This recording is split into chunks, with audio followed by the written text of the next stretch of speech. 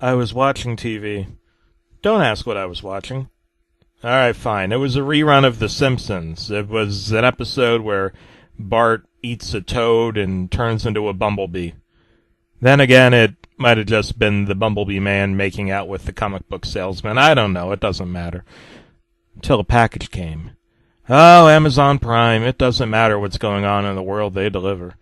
I looked outside and found it on my front porch. I wanted to know what it was. I had to know what it was. After I opened it, oh boy, it was a 2008 Wall-E DVD. However, something about it didn't seem quite like the Wall-E that I know and love. It sort of had a small reddish tint. I brushed it off. Whatever. The package wasn't what really bothered me. What really bothered me was the disc itself. It kind of looked like it was done in Adobe Photoshop, and it had text that read, Director's Cut. I felt confused. Had I just wasted my money on some fan-made bootleg shit? I popped the disc into my 2008 MacBook. Don't ask. Okay, fine. I have a HP desktop computer I use all the time. There, hope you're happy. I let it run. As for the content in the DVD, it started like I would expect it to, but when the camera paused at the drab 700-year abandoned Earth, and before it got to zoom in on it, it froze. Just stayed there. The song, Put On Your Sunday Clothes from Hello Dolly didn't continue playing. It was just frozen silent. I assume it was a not-so-pristine disc. Or maybe there was a pun about Disney's Frozen. No, that doesn't make sense. After a long while, approximately 15 minutes in, the film cut to the La Vie en Rose part of the film. At least it had sound, but after the second sandstorm scene where Eve gets disoriented, it cut to static. What? But I saw what looked like hidden footage from within there. It showed Wall-E at a car demolition site. He was on what looked like some type of massive hydraulic press machine. I felt the terror in his eyes, and I wanted to clip through my MacBook screen and rescue him, but it was too late. For one, it was a movie. A huge pillar crushed Wall-E and all of the moving parts within him. I felt so sorry for that little cleaning robot. After that ended, it continued on from the montage of Wall-E reviving Eve along with the first date sequence, which I wondered how he survived that after that hidden video. Anyway, I kept watching and everything appeared to be just normal.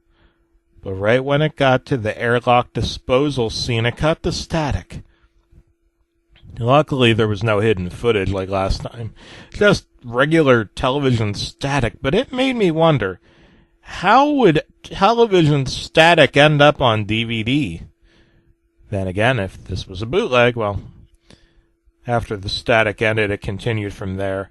I kept watching, and everything still seemed normal, but when it got to the last moments of the fixing scene to restore Wall-E, Eve didn't interlock her fingers with his. She just hummed the song It Only Takes a Moment from Hello Dolly. She exchanges one last kiss spark from her forehead to his, and she left, taking off. I wondered why people didn't come out of the axiom of that part, but there she was. She took off, and it cut to Earth, which didn't change to its noticeably bluer look than it did when the movie started, like it does in the normal print, and she left the planet. She actually left it. She did.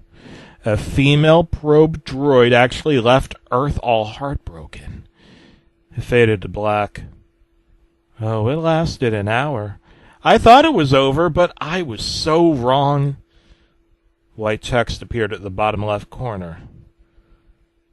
It read, 950 million years later.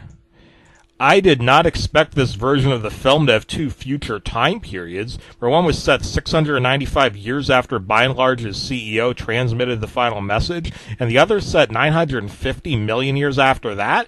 Why on earth, past, present, or future, would Pixar have the ability to do this?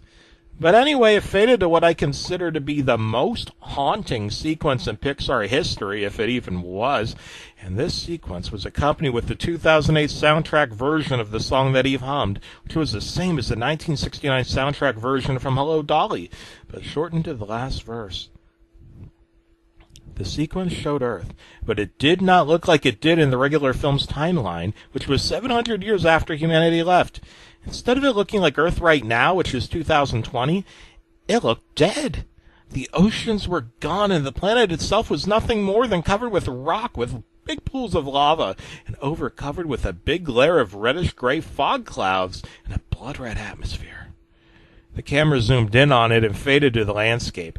Everything was dilapidated, and all I saw were just cubes of rock in a melted version of Wall-E's truck.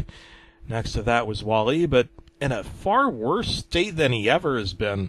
He looked far too ruined to make out the condition he was in. He looked like a dilapidated rusting metal robot left in the garage for 10 years, but that's a completely different story altogether. He comes to life and said something I never thought he would say. He said, "Farewell." But his voice box sounded very decrepit and distorted.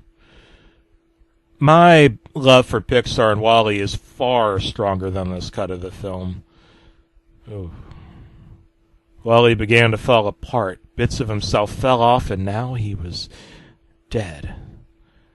The film cut to a time-lapse of this as the sun got bigger and bigger as the song began to end, and the red giant sun consumed everything, including the now-dead Wall-E. The song ended in the film, too. That scene was the most devastating thing I have ever seen. What was worse was that there wasn't even credits. Oh, I had no choice but to hit eject on my MacBook and destroy the film's disc, take the remains in the bag, and throw it across my neighborhood. I never wanted to see that version of the film again. That experience taught me something, and it was quite important. Don't get some type of fake deal from anyone you cannot trust. Scams should be illegal.